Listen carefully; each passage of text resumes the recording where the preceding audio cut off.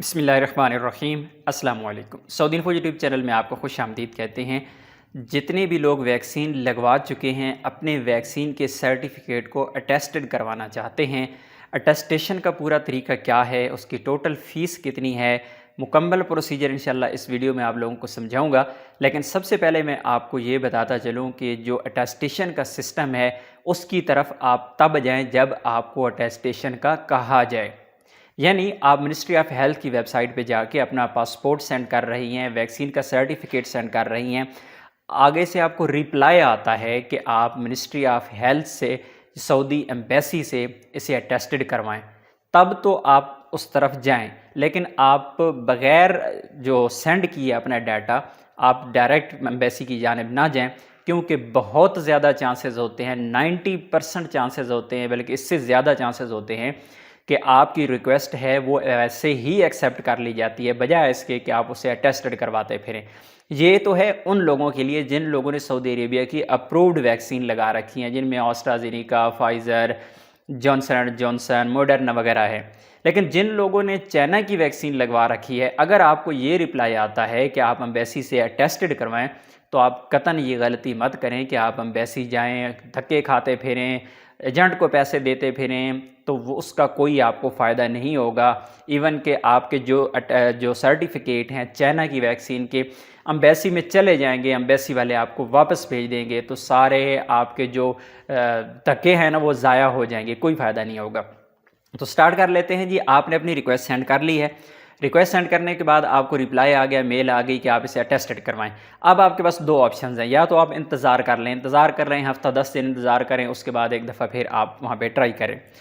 पहला तरीका और बेस्ट तरीका ये है। लेकिन फिर भी अगर आपने अटेस्टेड करवाना ही है तो फिर उसके लिए सबसे पहले आपको मूफा से अटेस्टेशन करवानी पड़ती है। अब मूफा की जो टोटल फ़ीस है वो 30 रुपये है पाकिस्तानी। उस पर जो टिकट लगाए जाते हैं सिर्फ उसकी फ़ीस होती है, वो 30 रुपये के टिकट लगा दिए जाते हैं, 20 के लगाए 40, यानी 50 से ज़्यादा ऊपर जाता ही नहीं है। वो आम सी टिकट होती है, जिस तरह आप पोस्ट ऑफिस वाले टिकट लगाते हैं वो टिकट की कीमत होती है। वो टिकट आपको लगा देते हैं, बस उसकी कीमत इतनी ही है। उससे पहले, मूफा से पहले अगर हो सके तो बेहतर ये है कि DHO डिस्ट्रिक्ट हेल्थ ऑफिसर से अपना जो सर्टिफिकेट है उसे अटेस्टेड करवा लें। अदरवाइज़ अगर ना भी करवाएं तो डायरेक्ट मूफा से आपका जो सर्टिफिकेट है वो अटेस्टेड हो जाता है। जब मूफा से अटेस्टेड हो गया उसके बाद बारी आती है सऊदी एम्बेसी की। अब सऊदी एम्बेसी की बड़ी प्रॉब्लम ये है कि आप सऊदी एम्बेसी में ख़ुद नहीं जा सकते। अगर तो आप रावलपिंडी इस्लामाबाद में मौजूद हैं तो आप एक दफ़ा ट्राई करके देख रहे हैं। जो वहाँ पे जो मेन एरिया है, शटल सर्विस है, आप लोग जानते होंगे रावलपिंडी इस्लामाबाद वाले, या अगर बाहर से कोई बंदा है पेशावर वगैरह आगे पीछे कहीं भी, तो आप रावलपिंडी इस्लामाबाद का जो बाराकहू रोड है उस पर जाके शटल सर्विस आप किसी को भी बताएं तो वो आपको बता देंगे कि शटल सर्विस कहाँ पे है। वहाँ पे जाके वहाँ पे आप ट्राई करें कि एम्बेसी में जाने की, क्योंकि आप रावलपिंडी इस्लामाबाद में सिर्फ उनके लिए बात कर रहा हूँ कि जो करीब हैं ट्राई करें। लेकिन बहुत कम चांसेस हैं कि आपको एम्बेसी में एंट्री मिले, क्योंकि सऊदी एम्बेसी की जानिब से एजेंट्स हायर किए गए हैं जिनके पास आप जाएंगे तो वही आपके जो भी डॉक्यूमेंट्स होंगे, ज़रूरी नहीं है कि वैक्सीन का सर्टिफिकेट, इसके अलावा भी अगर आपने डिग्री वगैरह भी अटेस्टेड करवानी है तो वो भी आपको एजेंट के थ्रू अटेस्टेड करवाना पड़ेगी, आपको एजेंट लेके जाएगा। अब जो फ़ीस है, एक तो मैंने आपको बता दी, DHO डिस्ट्रिक्ट हेल्थ ऑफिसर जो है, या मिनिस्ट्री ऑफ हेल्थ से जहाँ से भी आप अटेस्टेड करवाएंगे बिल्कुल फ्री है, कोई फ़ीस नहीं है। मूफा की जो फ़ीस है वो 30 से 50 रुपये लगते हैं, टोटली रुपए की बात कर रहा हूँ। 30 से 50 रुपये मैक्सिमम लगते हैं, वो आपकी अटेस्टेशन होगी, और मूफा से आप खुद जाके अटेस्टेड करवा सकते हैं। उसके बाद जब एम्बेसी का नंबर आता है तो एम्बेसी में ये बहुत मुश्किल काम है कि आप खुद अटेस्टेड करवाएं, आपको एजेंट का सहारा लेना पड़ेगा।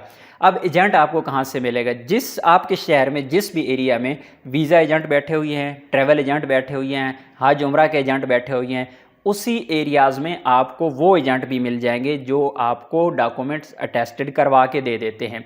आपको अगर नहीं पता तो किसी भी वीज़ा एजेंट के पास चले जाएं, उनसे बात करें कि मुझे बता दें कि एजेंट कहाँ बैठा हुआ है जिससे मैंने अपने डॉक्यूमेंट्स अटेस्टेड करवाने हैं, तो वो आपको ऑफिस बता देगा कि फ़लाँ ऑफिस में चले जाएं, वो वाले ये काम करते हैं।